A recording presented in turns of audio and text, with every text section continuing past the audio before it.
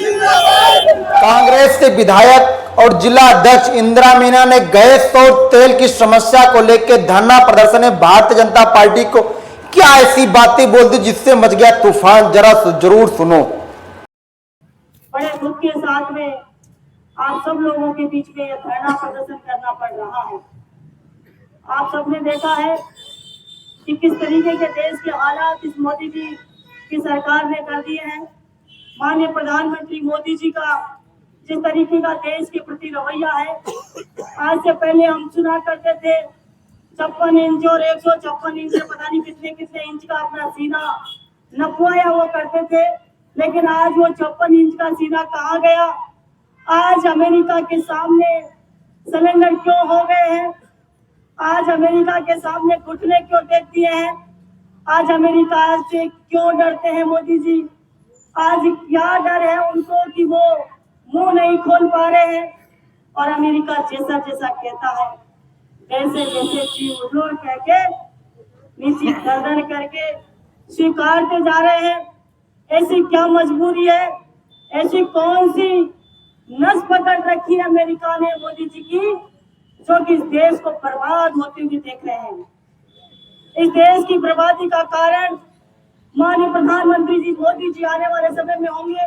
आज देश के हालात क्या हो गए हैं, देश के अंदर रुपया गिरता जा रहा है, देश गरीबी के अंदर जाता जा रहा है, कर्ज में डूबता जा रहा है, और आम जन को जो सुविधाएं मिलनी चाहिए, जो सरकार के द्वारा सुविधाएं उनको उपलब्ध करानी चाहिए, और देश जिस सुविधाओं के लिए हकदार है, जो मांग करता है, जो सरकारों से चाहता है, वो आज उपलब्ध नहीं हो पा रही है। आज बहुत बड़ा संकट देश के सामने आता जा रहा है, लेकिन ऐसी कौन सी बीमारी है, उन्होंने क्या ऐसा किया है कि देश में सरकार बनाई है। आज हमारे राहुल गांधी जी कहते हैं वोट चोरी का बहुत बड़ा एक मुद्दा बनाया देश के अंदर राहुल गांधी जी ने, वो सच साबित होता दिखाई दे रहा है कि चीन और अमेरिका के साथ मिलकर इन्होंने कौन सी ऐसी साजिश रची जिससे कि इन्होंने वोटों में चोरी करी और इस देश के अंदर सत्ता हासिल करी, और जहां भी चाहे जिस राज्य को छीनना चाहे उस राज्य को इन्होंने छीना, और ऐसे नहीं छीन पाए तो खरीदने का प्रयास किया गया और खरीद कर सरकारें गिराने का प्रयास किया गया। और अब आप लोगों के सबके सामने, इस देश के सामने इनका असली चेहरा नजर आने लगा है कि किस तरीके से उनकी आंखों में डर दिखने लग गया है, और किस तरीके से वो कमजोर, बेबस और लाचार नजर आ रहे हैं। आज देश के अंदर पेट्रोल डीजल के दाम बढ़ते जा रहे हैं। आपने देखा होगा कि 250 रुपए का सिलेंडर जिस दिन था, और जब से मोदी जी बने हैं, जब से भाजपा की सरकार इस देश के अंदर आई है, राज्यों के अंदर आई है, गैस के सिलेंडरों के दाम बढ़ते जा रहे हैं। और कितने गुना हो गए, 4 गुना गैस के सिलेंडरों के दाम हो गए हैं। इतनी स्पीड से इन्होंने गैस के सिलेंडरों के दाम बढ़ाए हैं। पेट्रोल डीजल के दाम अगर 10 पैसे 5 पैसे भी बढ़ता था तो भाजपा के लोग रोड पे आते थे, विरोध करते थे, और जनता को यह आश्वासन देते थे कि हमारी भाजपा की सरकार आएगी तो हम ये करेंगे। लेकिन उन्होंने क्या किया, देश को लूटने का काम किया और सब चीजों को महंगा करने का काम किया। इस देश के अंदर महंगाई हावी हो गई है, और आज किसानों का क्या हाल है। अमेरिका से समझौता कर लिया है कि आप आइए और हमारे बीच के अंदर, हमारे देश के अंदर अपने सामान बेचिए, आपका कोई टैक्स नहीं लगेगा।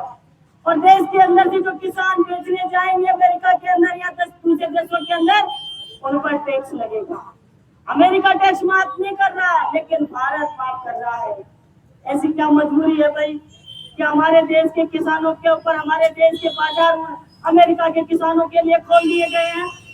आज बड़े सोचने का विषय है। और अभी मैं देख रही थी कि चूल्हे के ऊपर चाय उबल रही थी, और मैंने कहा कि जिस तरीके से ये चाय उबल रही है, ऐसे देश के युवाओं के अंदर उबाल आएगा और इस देश के अंदर इस मोदी सरकार को उखाड़ कर फेंकेगा। जब इस देश का भला हो पाएगा, अन्यथा हम सोच नहीं सकते। अभी रामदेव जी ने कहा कि एक ट्रेलर है, हम लोगों को समझने की आवश्यकता है, लेकिन अगर हमने आवाज भी नहीं उठाई तो हम कभी माफ नहीं कर पाएंगे अपने आप को।